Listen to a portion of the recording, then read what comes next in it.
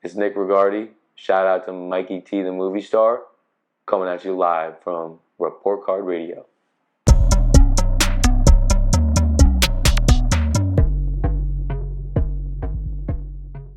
So I want you to tell me a little bit about the Rooftop Trees Band. What is it?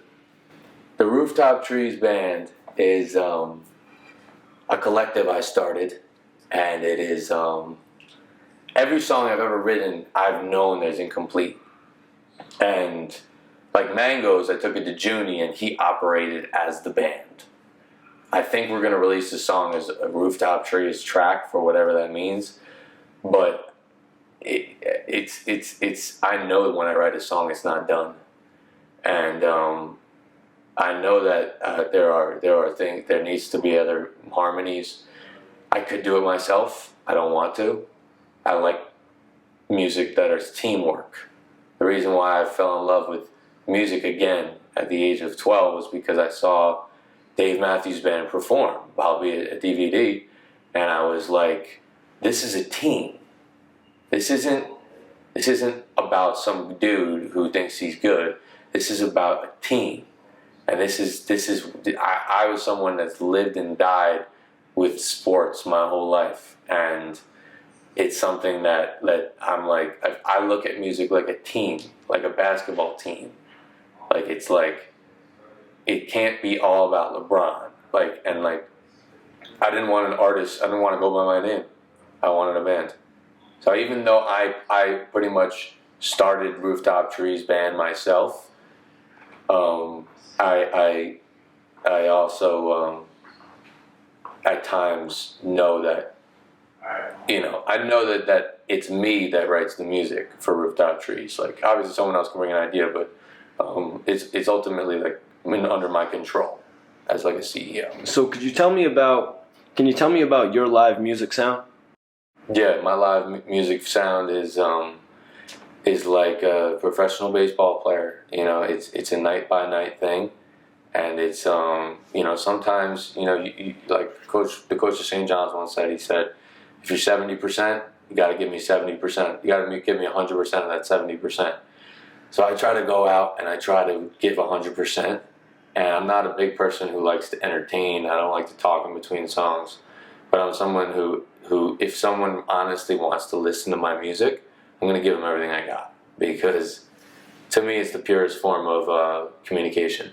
It takes away, I feel like it's easier to lie talking and just be emotionally disconnected. But if you're playing, it's legitimate connection, and I give it 100%, even if I'm not well.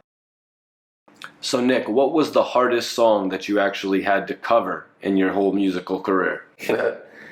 Closer to the Sun by Slightly Stupid is the hardest song that I learned. And I used to just, before I started writing, really, I just went to parties and I would play that song, and it served the purpose of why I learned the guitar, which is to ultimately get the girl.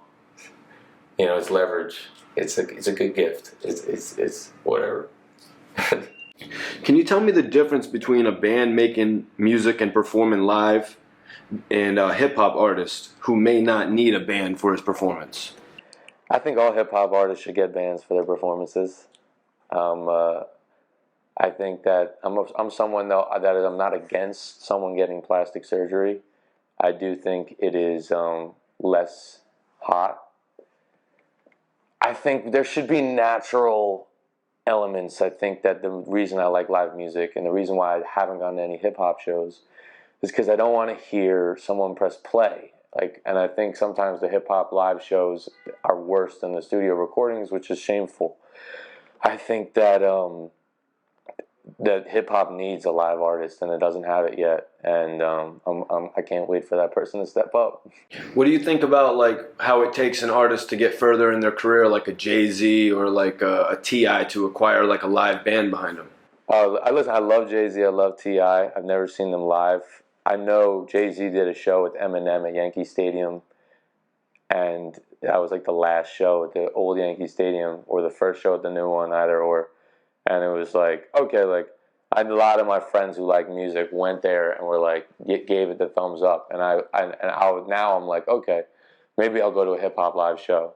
obviously I've seen a ton of hip hop artists perform, and my same thing is this: like, they should have music with them. They should have that thing that I love about live music in their craft. And I think hip hop artists are incredibly talented because I think that they understand what live music is about in their freestyles. Because freestyles, you can't lie, so you gotta go out. And like live music is the same thing. It's like when I play live music and I'm just playing what I wrote over and over again, I hate myself.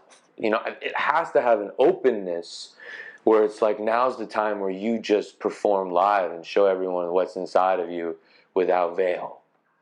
And like there has to be that element of freestyle. There has to be that element of of how good are you? Stretching yourself. Leroy Moore from the Dave Matthews Band, God rest his soul, once said, he said, if you're thinking about what to play, do the thing that sounds most dangerous. And it's like that thing. It's like Kobe Bryant once said. He's like just because it's the easy way doesn't mean it's the right way.